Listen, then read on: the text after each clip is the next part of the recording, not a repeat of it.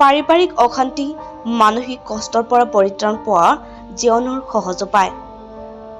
কন্যা সন্তান ভ্ৰণ হত্যা, কিশোৰীৰ বলৎকাৰ, পুৰুষ নাৰীৰ মাজত শাৰীৰিক বিভাজন, বোৱাৰী হত্যা, যুৱতীৰ আত্মহত্যা, নাৰীক এচিড আক্ৰমণ আৰু বহুতো অপৰাধ আজি সমাজত নিয়মীয় ঘটনাৰ দৰে হৈ পৰিছে।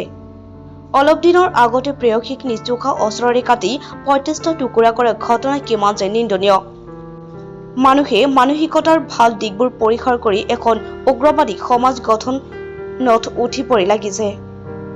ধৈৰ্য তথা চিন্তাশীল শক্তি ক্ৰমাৎ হ্ৰাস পাইছে। পৰিত্ৰাণ সকলোৱে পাবলৈ বিচাৰে, কিন্তু চেষ্টাহে কোনেও নকৰে। মানুহৰ মন আৰু মগজুক শান্ত কৰিবৰ বাবে চেষ্টা। মানুহে মানুহৰ প্ৰতি উদাৰ তথা স্ববিবেচক হোৱাৰ চেষ্টা। এই অপ্ৰাণ শক্তি সমস্ত বান্ধাৰ, লিখা আৰু পঢ়াৰ মাজত ভৰপূৰ।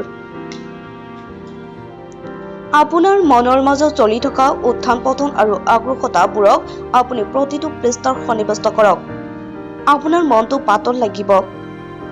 আপোনাৰ জীৱনত চলি থকা নিন্দনীয় অপৰাধ এটি কাহিনীৰ ৰূপ ব্যাখ্যা কৰি সজাই যাওক। মনৰ মাজত অনুভৱসমূহক সজাই পৰাই শব্দৰ লিখিত ৰূপ দিয়ক। দেখিব আপুনি নিজকে লেখনিৰ জগতলৈ ঠেলি দিছে আৰু তাতে ব্যস্ত হোৱাৰ পথ বিচাৰি পাইছে। কিতাপ পঢ়াটো বহুতৰ বাবে খুবেই আমনিদায়ক। কিতাপে এটি মোবাইল ফোনৰ দৰে নাচি বাগি মনোৰঞ্জন নিদিয়ে, কিন্তু মোবাইলৰ মনোৰঞ্জন খন্তেকৰহে। এখন কিতাপ পঢ়ি শেষ কৰাৰ পাছত সেই কিতাপখনৰ নাম হৃদয়ৰ দস্তাবেজত লিপিবদ্ধ হয়। দৈনন্দিন জীৱনৰ ঘাত প্ৰতিঘাতবোৰকে বুকুত বান্ধি হাতত মোবাইল ফোনত দুখৰ গুণগুণনিবোৰ শুনি থকাতকৈ আপোনাৰ ভাল লগা কিতাপখনকে হাতত তুলি নলয় কিয়?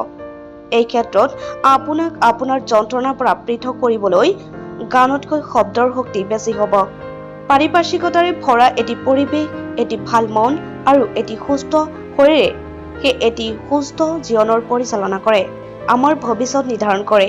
সেয়েহে আপুনি পোৱাৰ সময় ভাগত যোগাসন কৰক, প্ৰভুক স্মৰণ কৰক আৰু সুস্থ আহাৰেৰে দিনটোৰ আৰম্ভণি কৰক।